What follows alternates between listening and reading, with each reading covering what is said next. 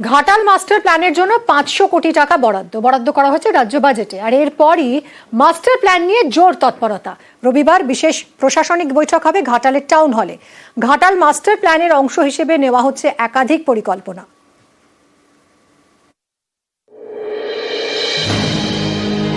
কেন্দ্র ঝুলিয়ে রেখেছে দশকের পর দশক। রাজ্য সরকারের টাকাতেই হচ্ছে ঘাটাল মাস্টার প্ল্যান। এবারের রাজ্য বাজেটে সেই ঘাটাল মাস্টার প্ল্যানের জন্য 500 কোটি টাকা বরাদ্দ করা হয়েছে। ঘাটাল মাস্টার প্ল্যানে 1,500 কোটি টাকা খরচ হবে। তার মধ্যে ইতিমধ্যেই আমরা 500 কোটি টাকা বরাদ্দ রেখেছি, আর 340 কোটি টাকা অলরেডি খরচ করা হয়ে গেছে। বলে কেন্দ্রীয় সরকারের কাছে যখন কিছু পাইনি তখন বাজেট বরাদ্দের পরই ঘাটাল মাস্টার প্ল্যান নিয়ে জোর তৎপরতা। ঘাটাল মাস্টার প্ল্যান নিয়ে রবিবার বিশেষ বৈঠক হবে ঘাটালে। বৈঠকে থাকার কথা ঘাটালের সাংসদ দেব, সেচ মন্ত্রী মানস ভূঁইয়া এবং সেচ দপ্তরের আধিকারিকদের। ঘাটাল শহরের মধ্য দিয়ে বয়ে যায় শিলাবতী নদী। সেচ দপ্তর মনে করছে ঘাটালের বানভাসী হওয়ার অন্যতম কারণ নদী পাড়ে গার্ডওয়াল না থাকা। এবার ঘাটাল মাস্টার প্ল্যানের অংশ হিসেবে শিলাবতীর পাড়ে 5 ফুট উঁচু গার্ডওয়াল দেওয়ার পরিকল্পনা নিয়েছে সেচ দপ্তর। পাড় বরাবর 3.5 কিলোমিটার দীর্ঘ গার্ডওয়াল তৈরি হবে।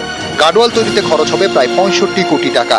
গার্ডওয়াল তৈরির জন্য মাটি পরীক্ষার কাজ চলছে। প্রকল্প এলাকায় মোট 13 জায়গায় বোরিং করে গর্ত খোঁড়া হচ্ছে। প্রায় 100 ফুট নিচে থেকে মাটির নমুনা সংগ্রহ করা হবে। নমুনা পাঠানো হবে সেচ দপ্তরে। মাটি পরীক্ষা করে সবুজ সংকেত মিললে শুরু হবে গার্ডওয়াল তৈরির কাজ। এছাড়া ঘাটালে 3 ও 9 নম্বর ওয়ার্ডে তৈরি হবে 2টি পাম্প হাউস। 2টি পাম্প হাউস তৈরি করতে বরাদ্দ করা হয়েছে 31 কোটি। পাম্প হাউস তৈরির জন্যও জায়গা চিহ্নিত করা হয়েছে।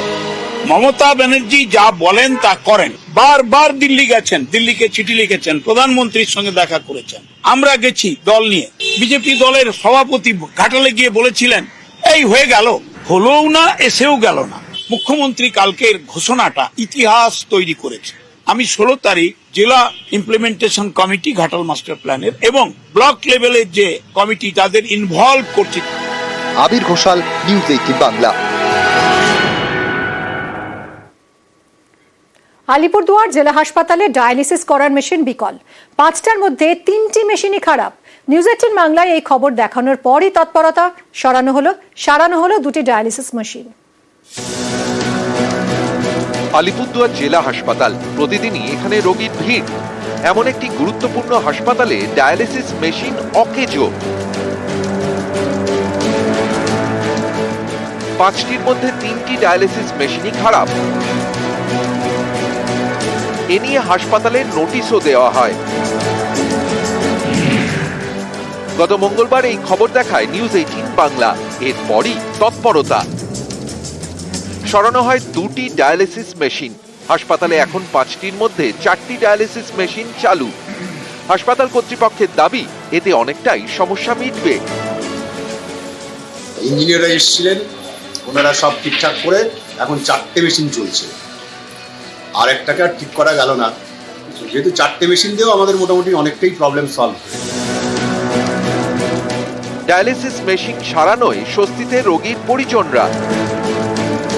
আজকে দেশে দেখলাম যে 4টা মেশিন চলছে, তাতে একটু মনটা ভালো লাগছে।